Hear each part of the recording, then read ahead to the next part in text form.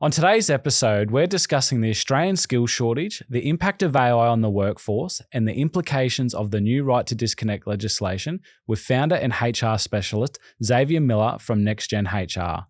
We also discuss how SMBs can attract and retain talent in the face of high turnover rates and the generational considerations. Let's dive in.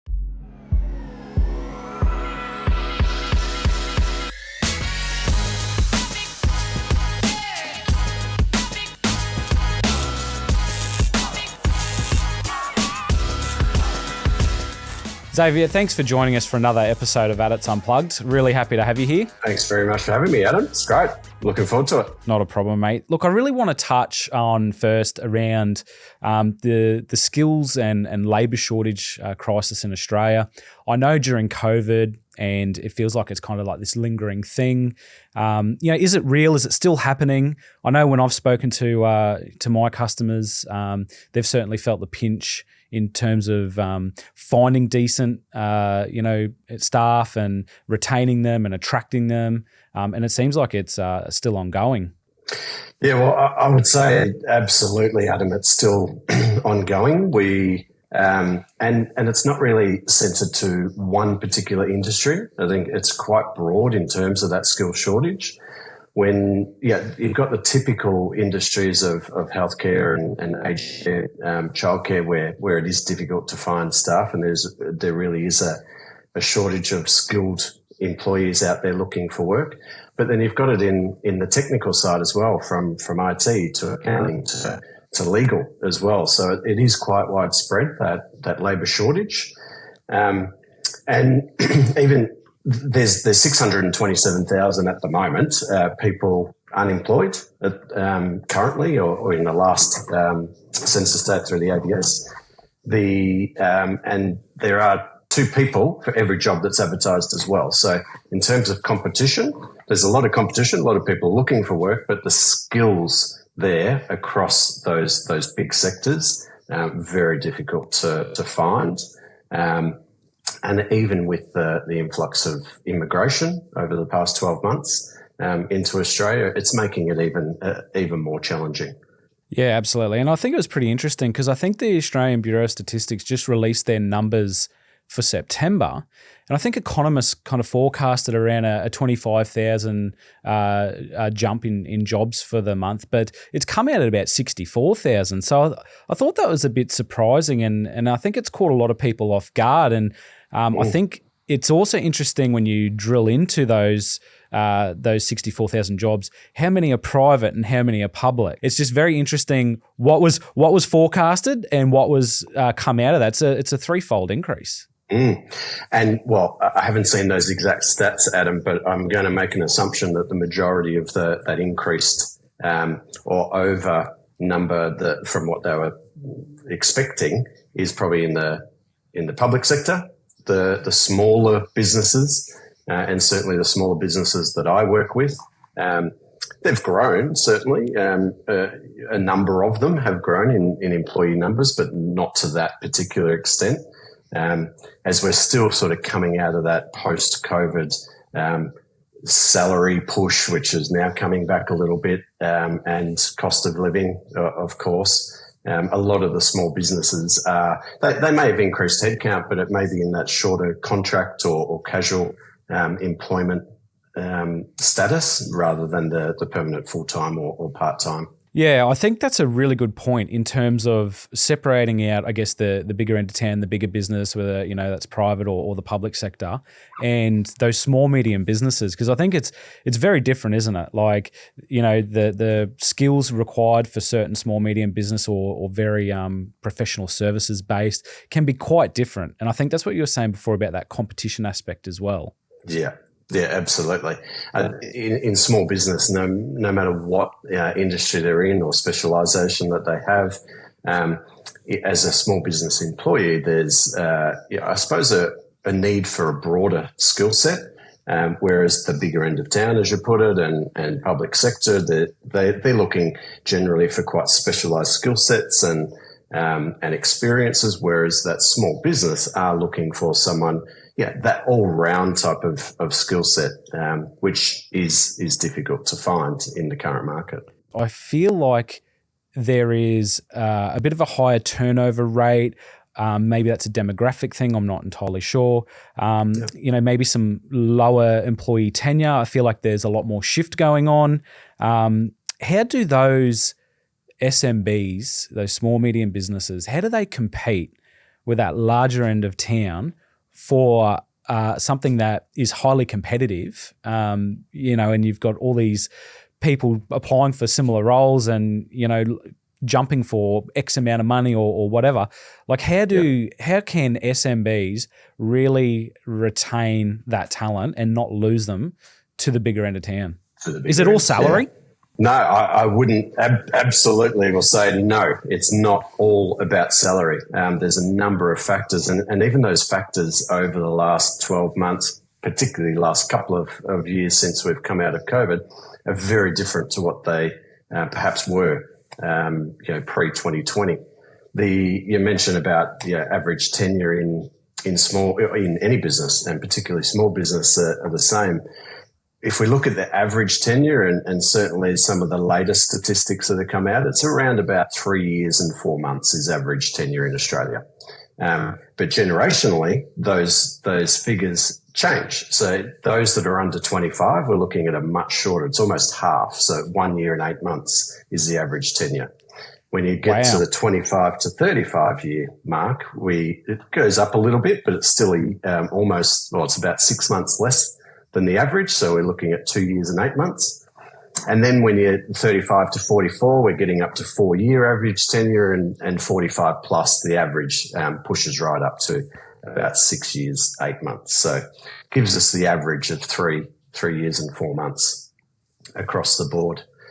One of many things that small businesses need to do or need to think about is keeping those figures in mind, going, I am likely to have this person that has the right skill set and the right cultural fit for the role that I'm looking for. I'm likely to have them for 12, 18 months, 2 years, 3 possibly at the most. And so onboarding and training needs to be swift so we can get the most out of them for the maximum amount of time, because the likelihood is they're going to move on. When small businesses are competing with the bigger end of town when it comes to working from home and flexibility, and I think during and post COVID, there's a lot of talk about flexibility, and the majority of that is around working from home. But for a small business, it's not just about working from home. Flexibility comes in many different facets. It's shorter weeks or later starts, earlier finishes. It could be a hybrid sort of working from home and the office. It could be compressed work weeks and working a few extra hours Monday through to Thursday and having that Friday off. Could be things like RDO. So it's not every small business can necessarily compete with the bigger end of town and allowing everyone to work from home, either full time or part of the week. But it's important for those small businesses to remember that they can compete in terms of that flexibility with looking at a number of other flexibility options. Yeah, I actually had no idea that the average tenure for the 25 and under was so low. That's floored me. Is that so? You spoke on the flexibility part. Is that the biggest driver for that age demographic? Yeah, absolutely. Well, there's two things for that particular age demographic. One is flexibility, and it's that I think we've all heard it.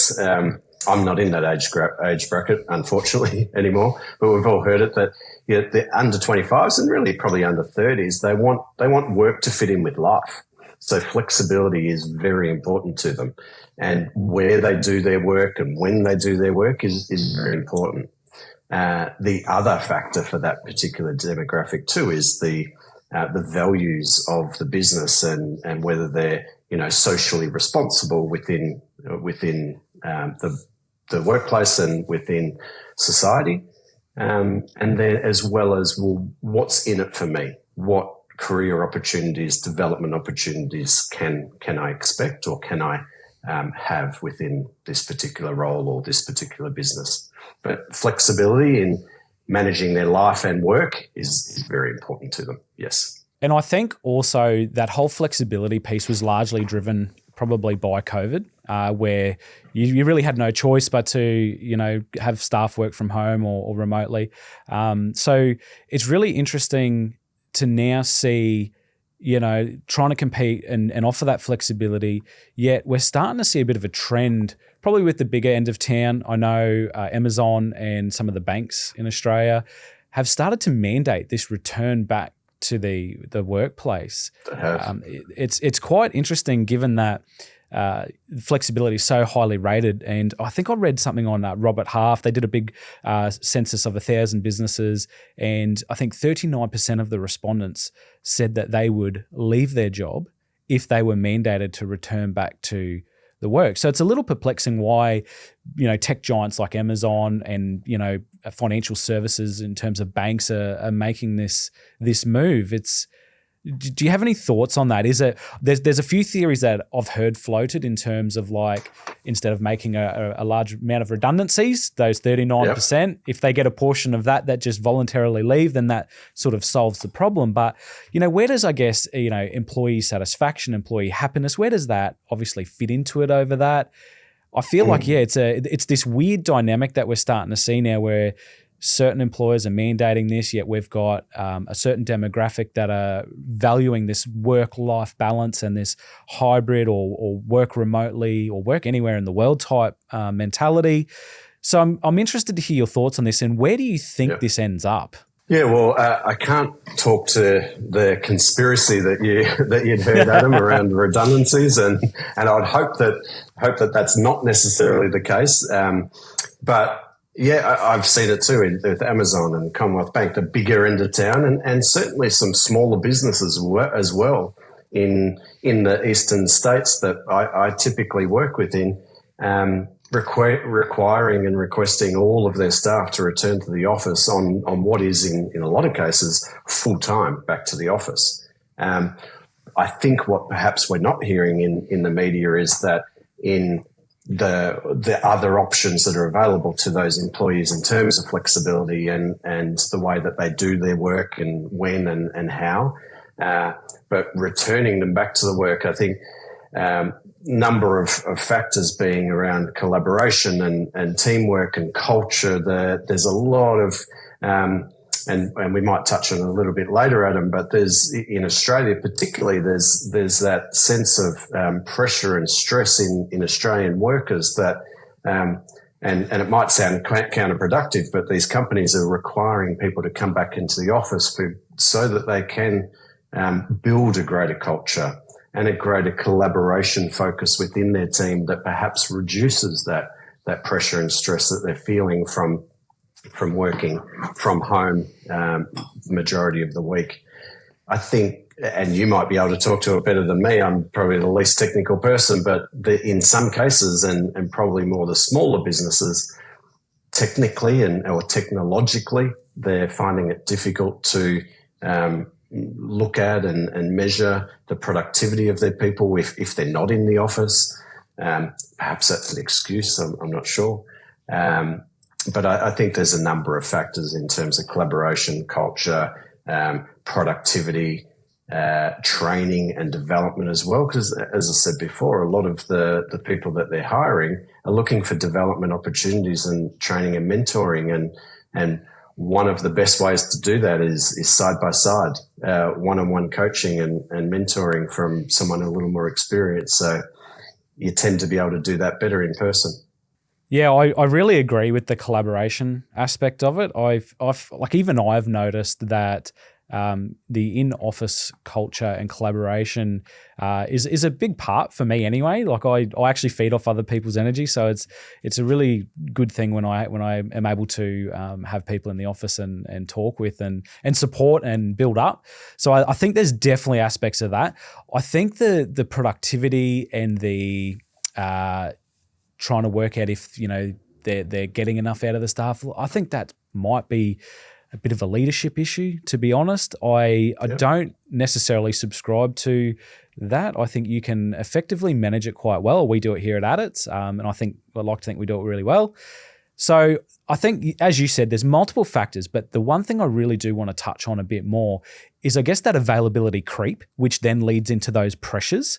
And I find I do it myself. Like sometimes when I'm working from home, it'll be like 8 o'clock at night and I've been working all day and I've just kind of, forgotten to, switch off, and I've just kept going and I'm still answering calls and emails. And I'm sure, there's a lot of people out there in the same boat. And then you get this feeling of a bit more sort of, pressure to do that. So, and then that probably leads me into the next segment that is around the right to disconnect. So I'll leave it at that and get your thoughts first on the availability creep and the pressures that we're putting on people and what we can do about it.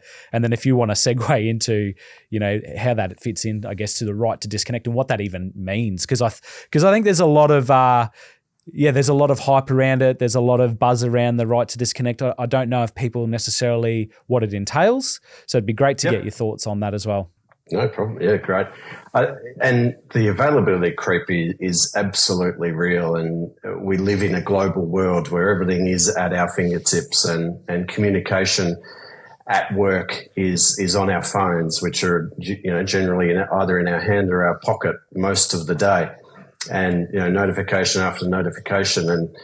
And most businesses I work with have multiple communication channels. So whether it's Teams or text or WhatsApp or email, it does that availability creep, because you finish work at 5 or at 6 or whenever you finish, and you're still getting dings on your phone, and you feel, most people who are engaged and really, committed to their work have that feeling of, I better check that.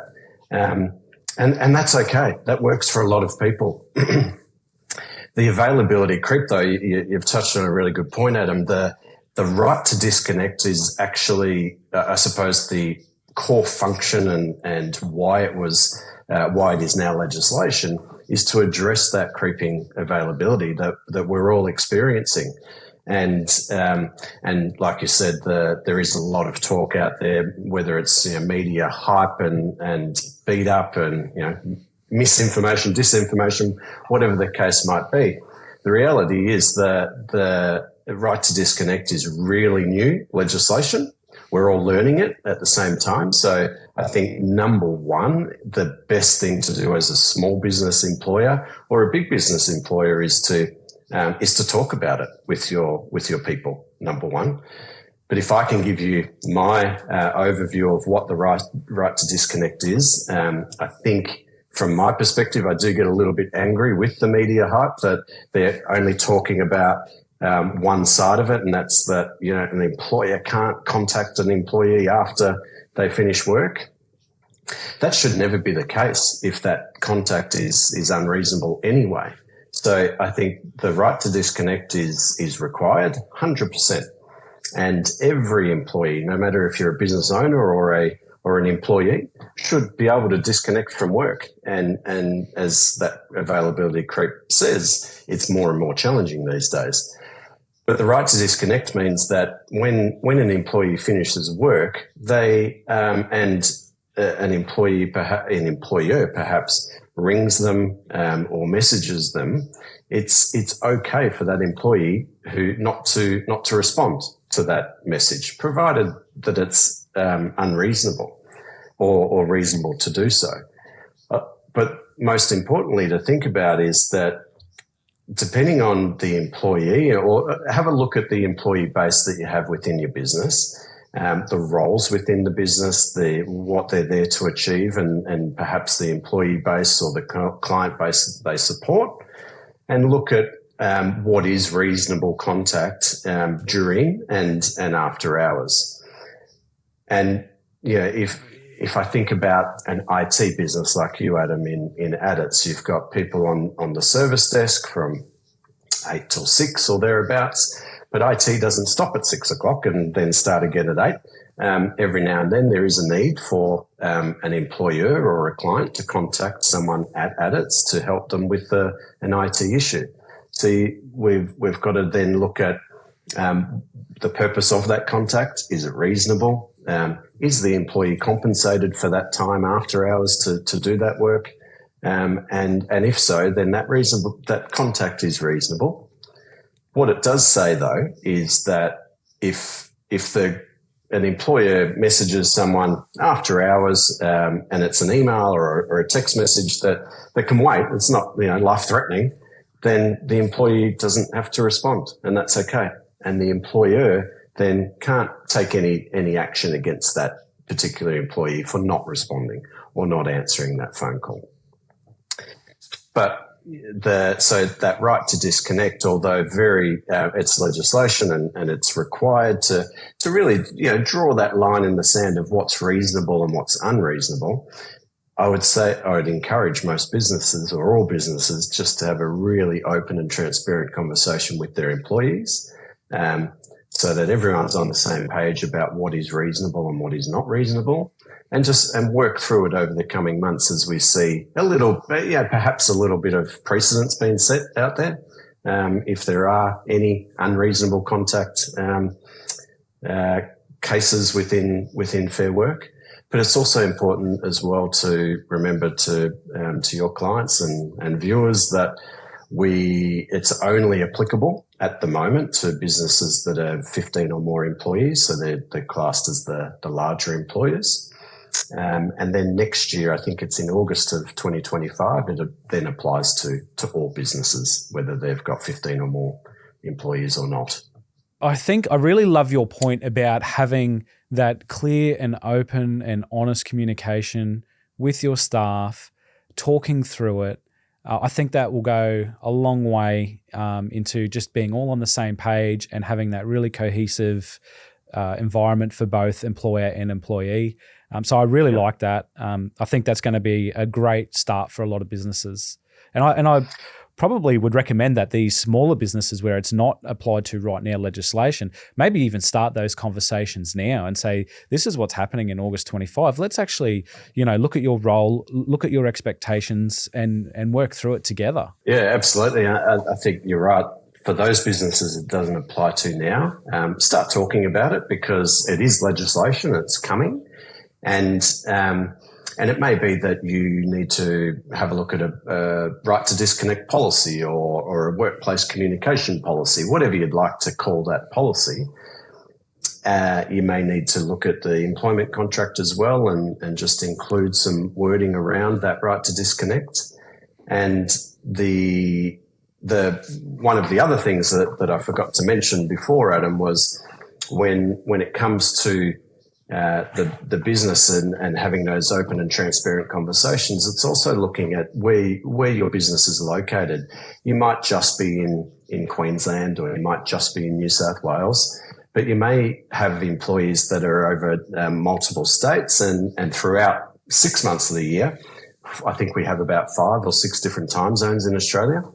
So it's being really clear if you're a Eastern Seaboard based business, but you have employees in WA, for example, now for the next 6 months, they're 3 hours behind New South Wales and Victoria and 2 hours behind Queensland.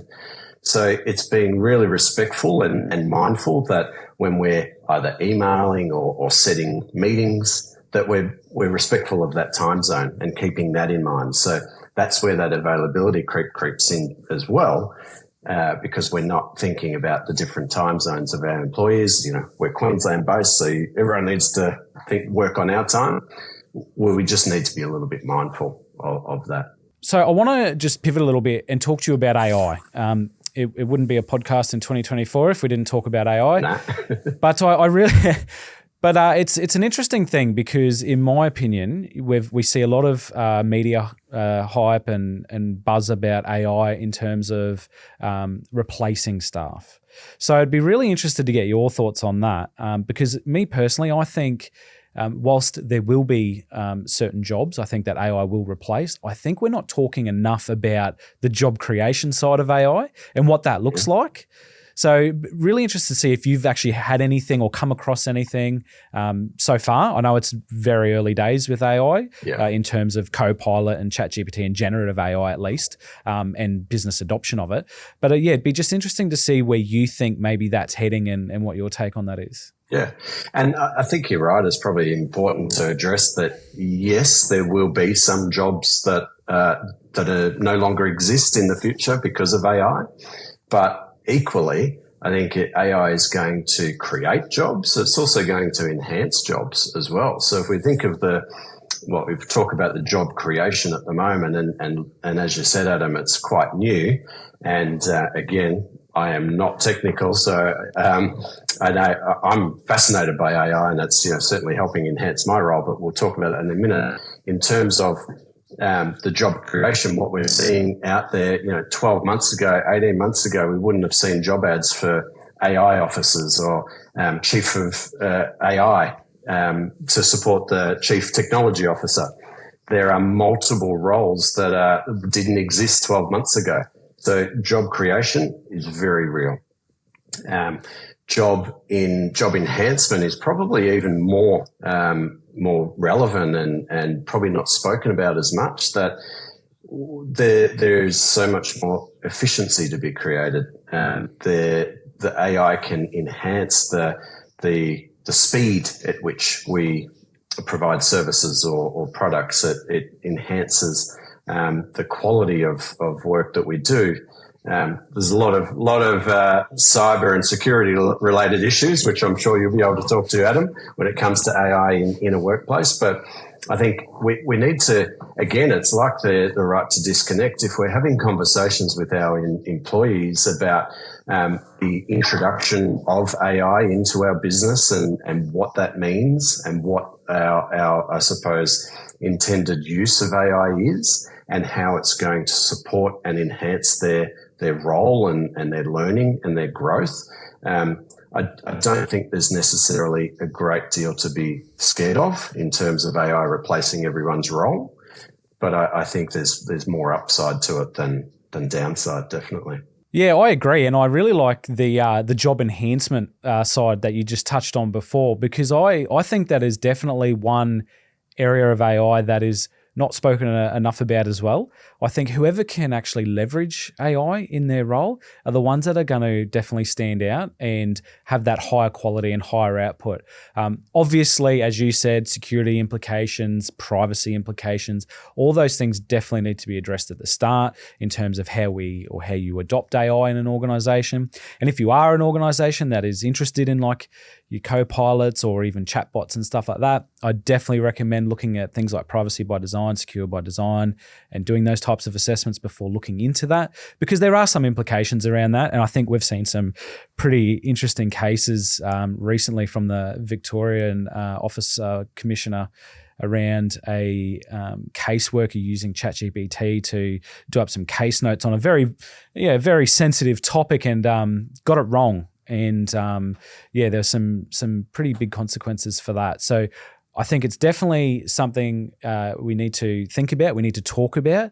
Again, going back to that right to disconnect and the policy talk you said, thinking about some type of AI policy. What are we actually hoping to achieve from an organisation with it?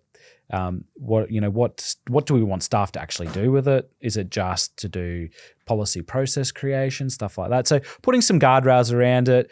Obviously, ethics come into it as well, making sure we do that sort of stuff. So I do think it's not as scary as we think. I don't think it's going to replace all the jobs either. I think it's here to stay. It's going to continue to grow. And I actually kind of relate it back to the early days of the internet. There was a very similar fear around the internet coming and being introduced to businesses, and it's going to take this job and that job. And look, it did for some things, but look at the creation that it's done over the years. Like, we wouldn't be doing this right now without it. So, and then also think about technology as a whole. Who would have thought podcasting would be a full-time job for some? So I think there is going to definitely be some enhancements on current roles and creation of others. Yes, look, there might be some roles that it does maybe replace, but then I think maybe organizations and employees in particular should look at maybe what's coming and maybe retraining or look at adopting certain training around that. That's right. Yeah, and I was going to touch on that as well. That learning piece is like when the internet came on board, and perhaps for the generation before us, Adam, I'm going to try and class us as young bucks, but probably not yet, probably not still. Is learning new roles and perhaps if there's a particular role or sector that is affected a little more than others with AI, it's then the government has a part to play, and so do business in retraining and cross training skill sets, and whether it's AI or another part of technology. Technology is definitely a skill set that everyone needs to train on and be lifelong learners, and the opportunities to cross train or go into a new career. We were touching on the average tenure earlier on of someone under 25 being just under 2 years. Well, in a normal working life, my maths isn't great, but they're probably looking at somewhere around 18 or 20 careers or different jobs. So, learning and reskilling, upskilling is I think part of everyone's responsibility, as an employee or a worker within Australia. Yeah, well said. Look, thanks for joining me today, Xavier. That was a fantastic chat. I really enjoyed that. I think there's some great insights there that I think our viewers will be able to take on board. Once again, thank you very much for joining me. Pleasure. Thanks so much for having me, Adam. It's been great.